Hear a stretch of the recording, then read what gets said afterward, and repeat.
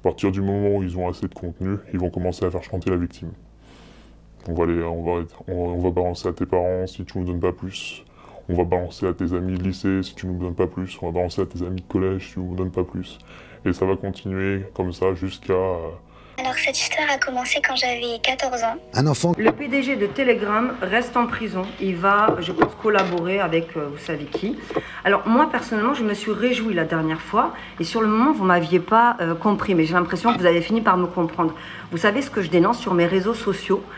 C'est-à-dire tout ce qui sont en train, tous les réseaux, tous les canaux sur Telegram, c'est des canaux, c'est des groupes de discussion dans lesquels ils font chanter, je vous l'ai déjà dit, des jeunes femmes pour obtenir des vidéos, des photos, et vous imaginez bien ce qu'ils en font, c'est-à-dire qu'ils le vendent à des adultes. Et ces jeunes filles sont soumises au chantage durant des années. Inès, qui a témoigné dans un de mes documentaires, qui est disponible sur YouTube, où elle parle du fait que justement, elle a été, si vous voulez, victime de chantage de ses 14 ans à ses 19 ans. Donc c'est pour ça que moi, en fait, je sais ce qui s'y trouve. Je sais exactement ce qui s'y trouve dans ces canaux. Et en fait, ces jeunes filles sont obligées d'envoyer des photos et des vidéos. C'est pas une blague. Et elles sont tellement nombreuses que ça pourrait être, je m'en excuse bien évidemment, vos filles, vos sœurs et vos nièces. Donc je sais que maintenant vous me comprenez. Et vous voulez une bonne nouvelle ?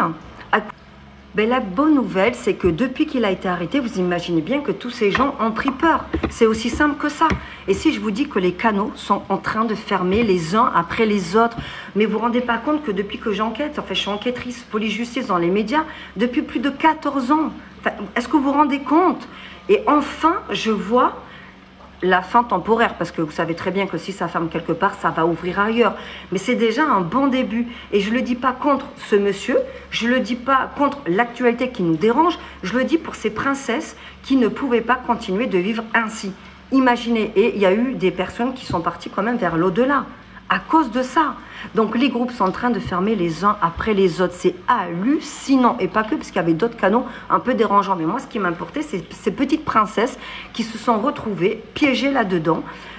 Et impossible d'obtenir, si vous voulez, les adresses IP, les identités, parce que justement, le PDG ne communiquait pas avec les autorités. Donc faites bien la part des choses. Moi, le débat qui nous dérange, me dérange aussi. Donc ça, je ne veux pas. Par contre, sur ce principe-là, sur ce point-là, franchement, il était temps. Et merci aux équipes de police, au moins pour ça. Voilà. Dites-moi ce que vous en pensez. Est-ce que vous comprenez ma position? Est-ce que vous êtes comme moi content?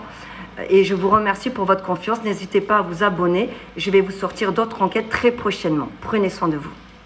On peut même acheter les copines parfois. Parce qu'après avoir fait chanter la gamine, on fait chanter les copines.